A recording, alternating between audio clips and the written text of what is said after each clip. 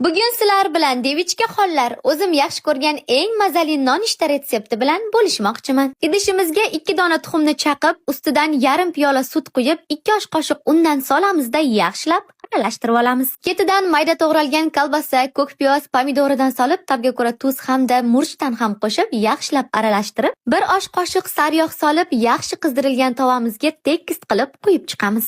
Ustidan qirg'ichdan o'tkazilgan sirimizdan aymasdan solib, tagini past qilib 15 minutga dimlab qo'yamiz. Bilasizlarmi nima? Hamma narsa bekorchilikdan kelib chiqadi. Shu 15 minutda ham bekor o'tirmaydi. Mana shu popane bosib ketgan laganchamni tashlab yubormoqchi bo'lib turdim, lekin baviya borligi esimga tushib, 2 osh qoshiq baviyadan soldimda, ustidan qaynab turgan suvni qo'yib, 15 minutga chetga olib qo'ydim. Buni qaranglar, qanaqangi reaksiyaga kirishdi. 15 minut o'tkazdirib, o'zim ham nomini bilmagan dangasa pitsa deymizmi endi buni, shuni tagini o'chirib, laganchani olib qarasam, ishoninglar, shunaqangi oqartiribdi, xuddi yangidek bo'lib qopti. Keyin suvni to'kib tashlab, bir chaqadimda joyiga olib qo'ydim. Baviyani ishlatishdan oldin yo'riqnomasini o'qinglar, faqat alyuminli narsalarga mumkin emas.